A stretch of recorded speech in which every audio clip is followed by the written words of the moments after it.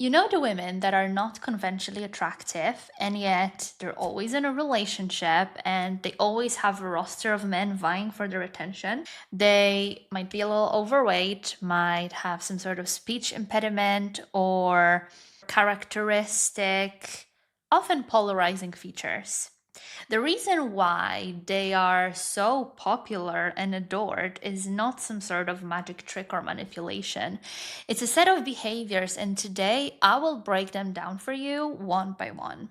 If you're new here, my name's Laura Nagel. I'm a dating strategist for high achieving women and the author of the Dream Framework, the first and only dating coaching program with a 6-month results guarantee. I have helped over 100 women find the one within weeks and months, and I would love for your story to be next. Let's get into it.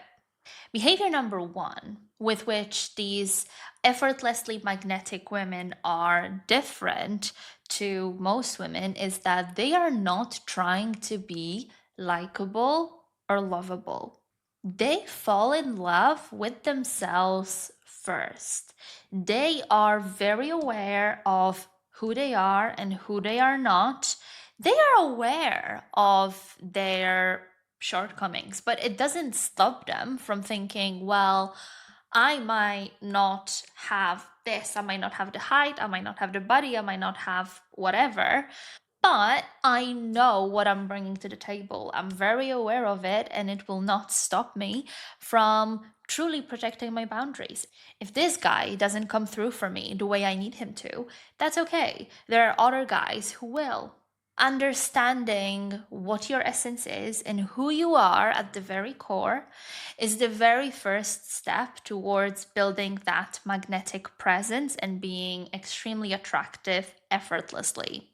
And if you feel like you can't fall in love with yourself just yet because you feel like there's not enough for you to fall crazy in love with, you need to do the work on that first. That is the most important type of work you can do. That is the foundation of your unshakable self-respect, unshakable self-confidence, unshakable self-love, of firm boundaries, and that magnetism as a result. So if you're listening to this now and thinking, there are some positive traits about me, but I can't say that I'm madly in love with myself, go back to the drawing board. Don't even go out there and date until you're crazy in love with yourself.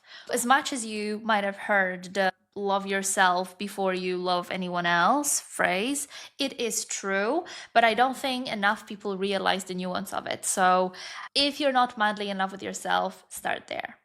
Behavior number two, in which the women who are effortlessly magnetic are different from women who struggle in that realm, is that they lead with presence, not with competence. And let me explain what I mean. This is the aspect that so many high achieving women get wrong.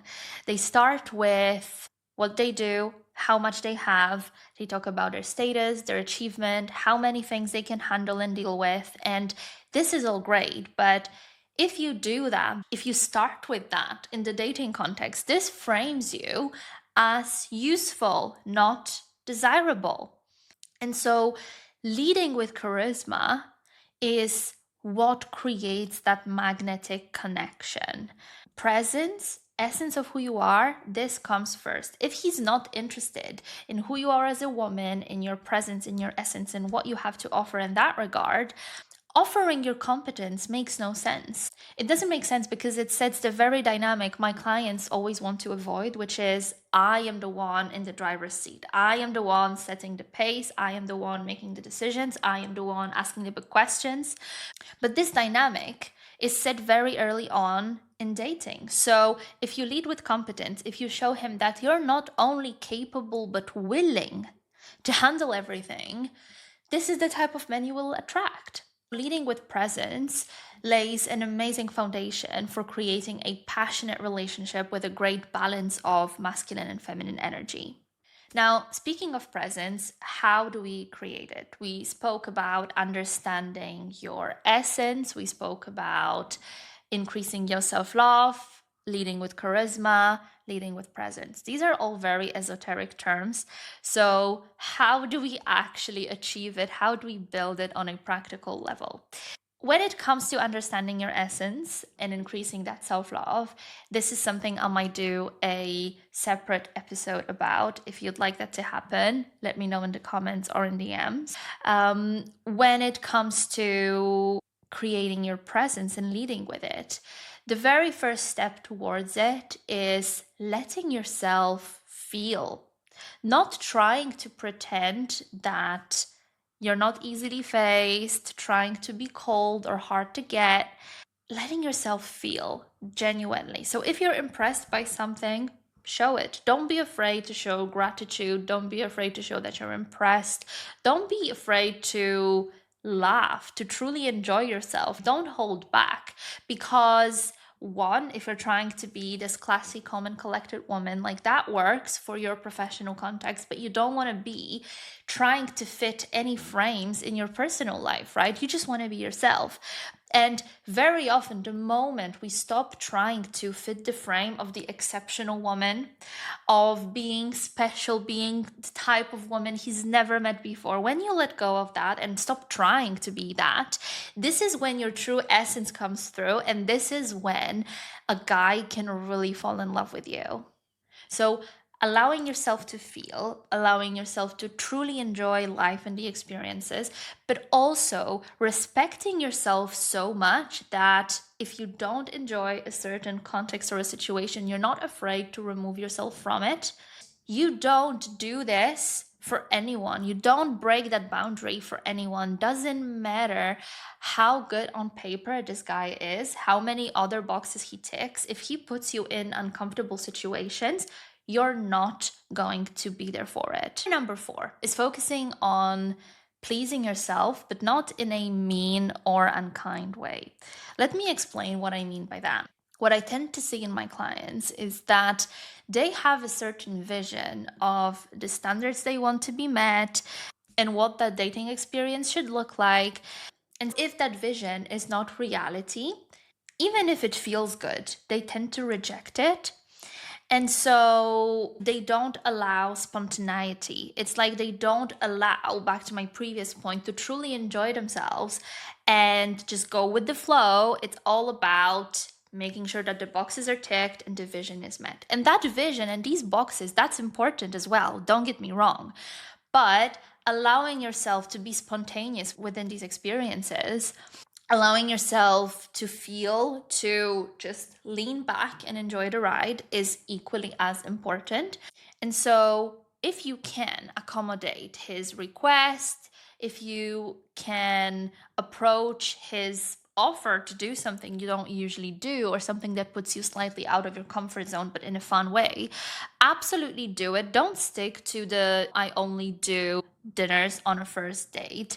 If you're curious of trying other things, I personally, when I was dating, I would have a very strong preference for dinner dates as the first date, because personally I believe that this gives the best chance for both people to get to know each other. This is the most intimate and perfect setting to have a proper conversation rather than have an activity or just going on a casual walk, which to me would feel like an interview.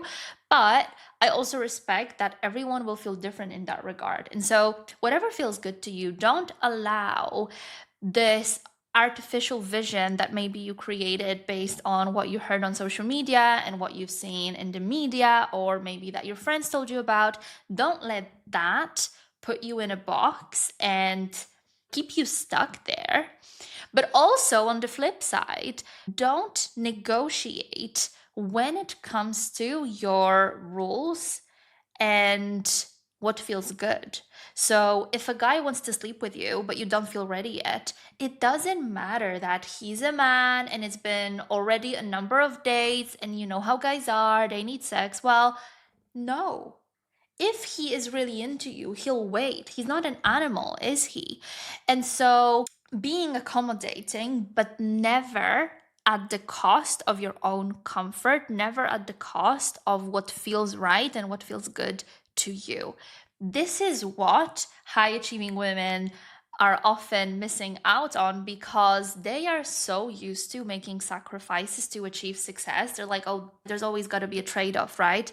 When it comes to dating, when it comes to relationships, there is no trade off required. You can truly have it all, but you have to be strategic about it.